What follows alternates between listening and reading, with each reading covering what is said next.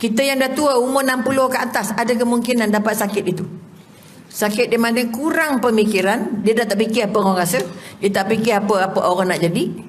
Dia keluarkan apa yang dia ada, dan tak berhenti bercakap. Hari ini tengah minggu ini Umi sedang mengurus seorang sahabat 76 tahun. Dia boleh telefon Umi 3 kali, ceritanya sama. Tiap-tiap hari telefon. Ini hari kelima dah. Hari kelima ceritanya sama. Sihat tak agak-agak? Mesti tak sihat walaupun ayatnya betul. Yang kenapalah cerita kat aku cerita sama ni, ya Allah. Itu tanda-tanda sudah hilang ketenteraman. Sudah hilang fokus, dia tak tahu nak cerita apa kat orang, tapi dia nak bercerita. Ini tanda orang yang lama tinggal seorang-seorang. Tolong datang ke masjid, jangan tinggal seorang-seorang. Kerana datang ke sini yang kita jumpa orang. Kesukaannya jumpa pacaran Malaysia, okey juga. Boleh gelak juga, betul tak? Sakit hati pun sakit hati lah juga, betul. Tapi kalau duduk rumah beku.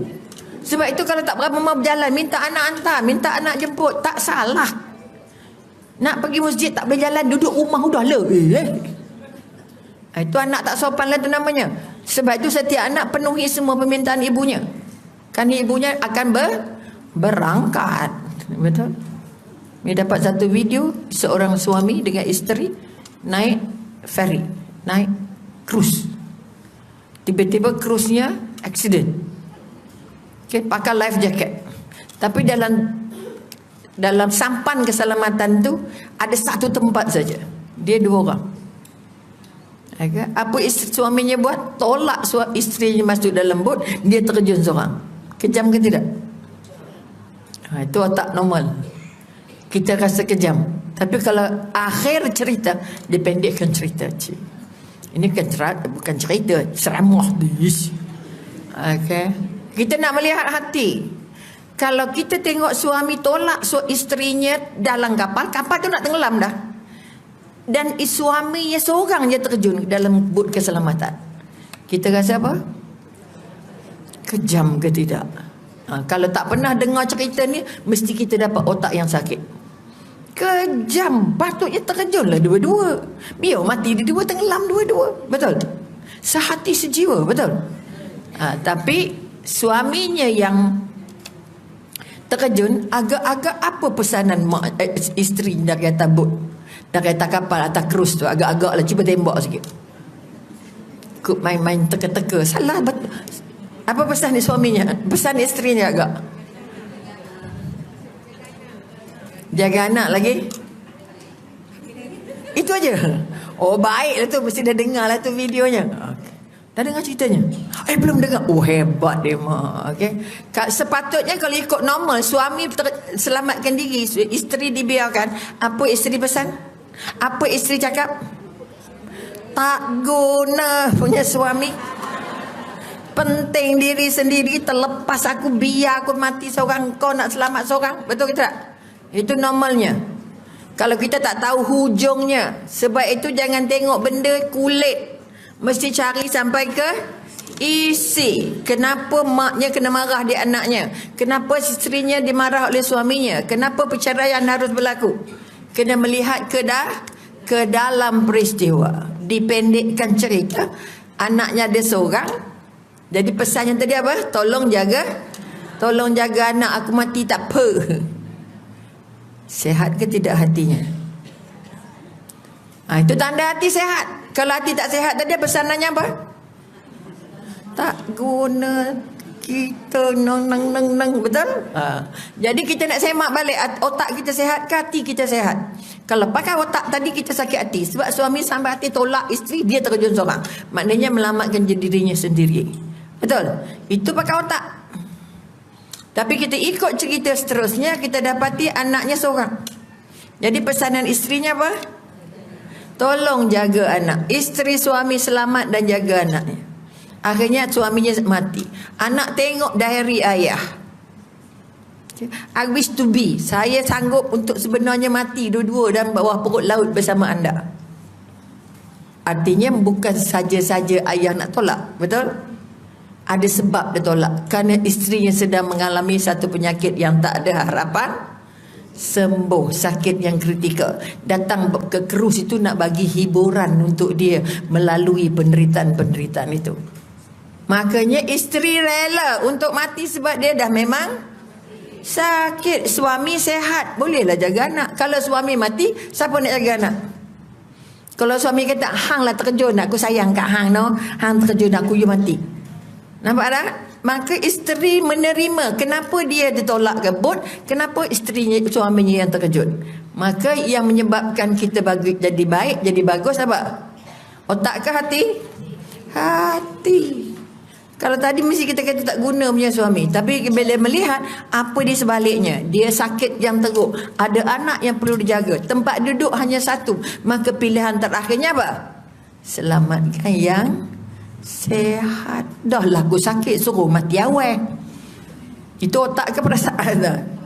Otak. Bermakna bukan semua yang keluar dari otak ni betul kalau tidak dibimbing hati. Ini yang kita katakan hati adalah raja. Yang kita buat ini kalau ikut Imam Ghazali, hati ini raja, otak ini Perdana Menteri. Okay, kita dah ulang ni, akan saya dah sentuh. Kalau tidak di sini, tempat lain, minta maaf lebih banyak. Ulang kaji bersama je, bukan berpingat pun. Betul? Doa mana ada. Ini ulang kaji nak bagi kukuh. Okay? Jadi dia Perdana Menteri, maka yang di dalam ada raja. Siapa paling besar? Raja. Semua anggota ini tenteranya ataupun orang suruhannya, orang gajinya.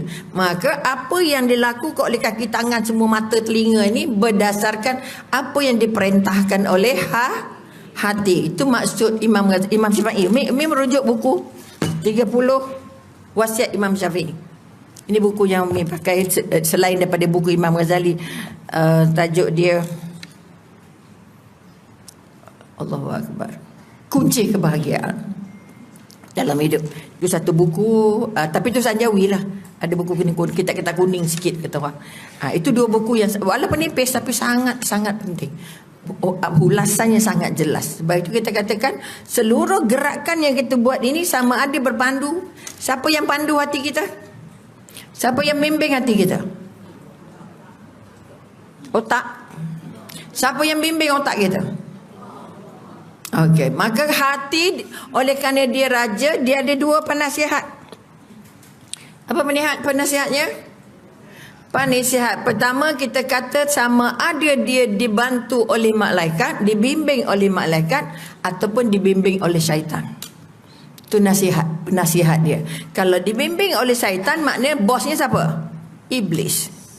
Sebab syaitan tu orang gajinya iblis. Jin tu orang gajinya setan. Banyak sangkutnya. Okay, tahap-tahap. Betul? Kalau hati itu dibimbing, dijaga oleh malaikat, maknanya bosnya siapa? Allah. Jadi kalau kita jumpa orang yang meragam, walaupun dah pergi kuliah, meragam juga, bahasanya tak terurus juga, boleh nampak? Pergaulan tak terurus juga, akhlak tak terbaik juga, bermakna hatinya sedang digenggam syaitan. Kalau anak dididik dari awal, ini cerita seorang ustaz yang kami kongsikan. Satu pasangan mengambil anak angkat. Pasangan yang sangat soleh-solehah. Tapi bila nak hantar anak pergi pesantren 5 hari je dah lari. Sangat sulit mengurus anaknya, nakal setengah mati. Jadi cikgu yang mengajarnya heran. Ustaz kata kenapa mak ayah soleh-solehah? Benar. Tapi kenapa anaknya meragam sangat? Akhirnya ditanya, okey pakcik atau siapa hajah, macam mana anak ini? Anak ini paling sulit diurus. Kalau Hamka kemarin dah pergi tukar 5 sekolah. Profesor Dr. Hamka kita dulu. Ataupun Abdul Karim, apa panjang umurnya, dah biasa dengan Hamka dia. Akhirnya baru dapat tahu bahawa anak ini paling sulit diurus kerana pertama anak angkat. Okay? Sebab itu yang ada anak angkat dan anaknya meragam. Ada satu kes juga datang. Anaknya selepas ambil anak angkat ada 4 lagi anaknya. Yang anak dia sendiri. Tapi 4 jadi orang. Seorang dia tak jadi orang. Doktor, kenapa? Saya asuh serupa macam asuh anak saya. Tapi kenapa dia tak menjadi? Boleh nampak? Ini berpunca. Ini untuk pengetahuan ibu-ibu muda ataupun kita yang sudah menjadi penasihat kepada cucu-cucu. Okay? Bila ditanya, dia kata anak ini adalah anak angkat adopsi daripada seorang wanita yang kegemarannya minum arak. Hidupnya memang sakit kepala lah. Minum arak dan suaminya pencuri. Ayahnya, dia bersalin dapat 2, seorang dia ambil oleh penyanyi, seorang dia ambil oleh pasangan ini. Bermakna jasad anak itu sudah rosak dari dalam janin lagi. Boleh nampak? Ini yang kita nak teliti. Kenapa anak kita meragam? Kerana dari asalnya dah meragam. Siapa yang asalnya meragam sulit untuk diurus jadi baik. Ataupun siapa yang dah negatif, sebab maka sulit nak jadikan dia positif. Nak kena betul-betul sabar, betul sungguh-sungguh, tukar suasana, tukar tempat tinggal, tukar sekolah. Ini contoh. Artinya kita kena terima apa yang anak kita sudah jadi. Aku dulu tak solat, aku dulu meragam, aku dulu ambil apa-apalah. Artinya anak kita mencabar kita sekarang, tak nak ikut cakap kita. Hari ini ramai anak tak nak ikut perintah mak ayah. Betul ke tidak? Tak nak ikut perintah cikgu, betul? Dia nak buat seorang-seorang. Termasuk yang bakar tahfiz dulu, ingat tak? Kenapa jadi sampai begitu kejam hatinya? Kenapa begitu keras azamnya? Kenapa berani sangat? Sampai sikit pun tak ada belas kasihan, betul? Maka kita tengok balik sejarah. Anak itu dibesarkan oleh siapa? Makannya apa? Minumnya apa? Didikannya apa? Kita tak boleh hanya hukum, walaupun budak tu kena hukum gantung juga katanya. Yang 17 tu kena tangkap juga. Maknanya kita melihat jangan salah budak tu. Kita tengok balik sejarahnya. Kerana hati yang sudah kotor berpunca dari 3 perkara. Hati yang sudah kotor akhirnya mati. Macam mana boleh masuk elemen-elemen itu? Okay, kalau kita kata tadi, sebab itu jagalah anak dari kandungan. Untuk dapat anak hebat, tolong cari bakal isteri yang hebat. Tapi kita tak siasat. Dah kamu suka lantak le, kan nak jadi bini kamu. Itu mak sekarang. Itu dimula silapnya. Kahwinlah. Itu kan bukan pilihan kamu, bukan pilihan mak, pilihan kamu. Kita merasa hari ini kalau anak dah pilih, kita rasa apa? Elok semua. Jadi bila meragam, baru tahu. Tak sangka. Boleh nampak je itu jadi mendua pensan.